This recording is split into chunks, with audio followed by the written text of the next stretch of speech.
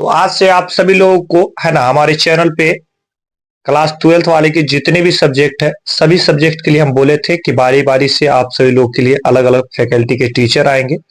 तो अभी जो हिस्ट्री के जो टीचर है तो यहाँ पे चंदन सर आप सभी लोग को जो है हिस्ट्री आप पढ़ाएंगे। रिकॉर्डेड वीडियो भी आते रहेंगे, लाइव क्लासेस भी चलते रहेंगे। तो आप सभी लोग वीडियो को ज्यादा से ज्यादा लोगों को शेयर कीजिए जिससे आप अच्छे तरीके से तैयारी कर सकते हैं। तो आज से स्टार्ट होता है क्लास 12th वाले का हिस्ट्री। उसके धीरे धीरे और भी सब्जेक्ट का स्टार्टेड हो जाएंगे और बहुत सारे बैच आने वाले भी हैं। तो आप सभी लोग वीडियो को लाइक शेयर करते रहिएगा और आप सभी लोग को चंदन सर जो है आप सभी लोग को यहाँ पे पढ़ाएंगे, क्या चीज, हिस्ट्री पढ़ाएंगे। तो आप लोग मजे के साथ पढ़िएगा और सपोर्ट कीजिएगा और ज्यादा से ज्यादा लोग को हो सके तो पहुंचाने का कीजिएगा वीडियो, जिससे हम आप चाहेंगे कि आपके लिए अच्छे से अच्छे टीचर को व्यवस्था यहाँ पे कर सके और आप सभी लोग के लिए अलग अलग सब्जेक्ट के लिए अलग अलग जो रहेंगे वो टीचर यहाँ पे अवेलेबल रहे। तो यहाँ पे चंदन सर आप सभी लोग को बताएंगे, है ना। तो आप सभी लोग जो है एक बार लाइक कर दीजिएगा, अभी तक लाइक नहीं किए होंगे तो आप चंदन सर आप सभी लोग को पढ़ाएं। तो फिर से स्वागत है आशा ऑनलाइन क्लासेस में। तो आज मैं क्लास 12th का हिस्ट्री जो देखने वाले हैं बोर्ड एग्जाम के देखते हुए, तो चलिए स्टार्ट करते हैं। तो पहला इसमें पॉइंट है इतिहास। इतिहास है क्या, मतलब इतिहास कहते हैं किसे, तो आइए शुरू करते हैं। इतिहास बीती हुई घटनाओं का काल क्रमानुसार लिखित विवरण इतिहास कहलाता है।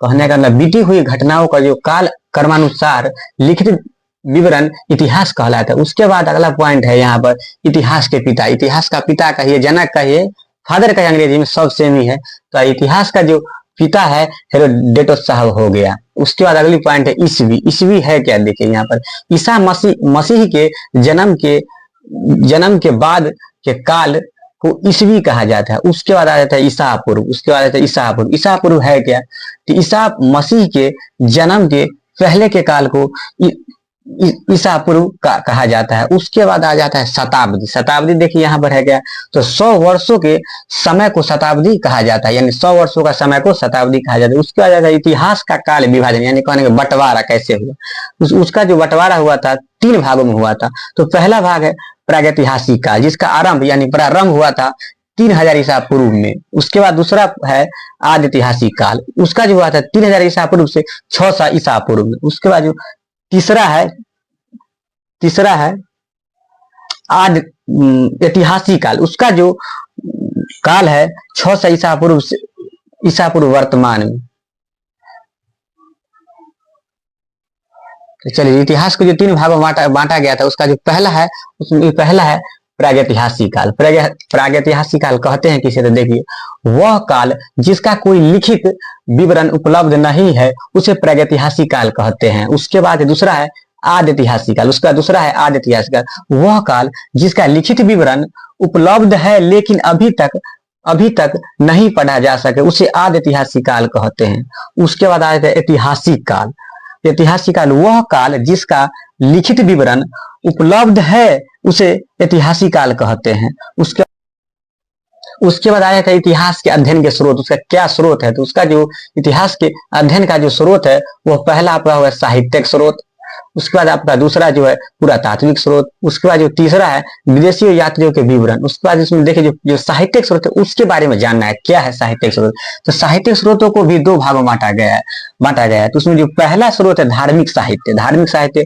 उसके बाद हो गया दूसरा लौकिक साहित्य या धर्मेंद्र साहित्य। उसके बाद धार्मिक साहित्य के बारे में बताना, धार्मिक साहित्य है क्या, और तो धार्मिक साहित्य पुनः 4 वर्गों में बांटा गया है। उसका जो 4 स्रोत है वो पहला है ब्राह्मण स्रोत। उसके बाद दूसरा है बौद्ध साहित्य। उसके बाद तीसरा है जैन साहित्य। उसका जो चौथा है महाकाव्य है। इसमें ब्राह्मण साहित्य यानी जो पहला और नंबर उसके ब्राह्मण साहित्य के बारे में बताना है। तो ब्राह्मण साहित्य के अंतर्गत 4 वेद, ब्राह्मण ग्रंथ, आरण्यक, उपनिषद, वेदांग, स्मृति साहित्य एवं पुराण इत्यादि आते हैं। इनसे हमें प्राचीन भारतीय इतिहास के बारे में महत्वपूर्ण जानकारी मिलती। तो देखिए यहाँ पर बौद्ध साहित्य के बारे में बताने वाले। तो बौद्ध साहित्य के अंतर्गत त्रिपिटक, जातक कथाएं, दीपवंश, महावंश, मिलिंद पंथ एवं अंगुत्तर निकाय आदि आते हैं।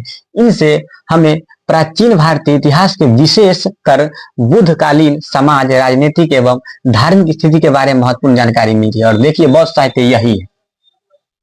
उसके बाद आ जाता है 100 नंबर जैन साहित्य, यानी जैन साहित्य। जैन साहित्य है क्या? तो जैन साहित्य को आगम कहा जाता है। जैन साहित्य को आगम कहा जाता है जिसमें 12 अंग, 12 उपांग, 10 प्रकीर्ण एवं 14 पर्व आते हैं। अन्य प्रमुख जैन साहित्य में परिशिष्ट पर्व, भद्रबाहु, चरित्र, आवश्यक सूत्र, आचारांग सूत्र, हरिवंश पुराण, कल्प सूत्र आदि आते हैं। उसके बाद इनसे हमें प्राचीन भारतीय इतिहास, विशेषकर महावीर स्वामी कालीन समाज एवं संस्कृति की जानकारी मिलती है। उसके बाद है 2 नंबर महाकाव्य। महाकाव्य है क्या? तो प्राचीन भारतीय इतिहास की जानकारी के 2 अन्य प्रमुख ग्रंथ महाकाव्य रामायण एवं महाभारत है। इनसे हमें तत्युगीन राजनीतिक, समाज, संस्कृति एवं अर्थव्यवस्था की महत्वपूर्ण जानकारी मिलती है। और उसके बाद जो है 6 नंबर लौकिक साहित्य या धर्मेंद्र से, जो सबसे लास्ट है, उसको देखिए है क्या? तो लौकिक साहित्य के अंतर्गत ऐतिहासिक, अर्ध ऐतिहासिक, अन्य ग्रंथ, जीवनियों को लिया गया है। इससे जो अगला क्लास है आप लोग को अगले वीडियो में आएंगे। तब तक के लिए थैंक यू, गुड बाय।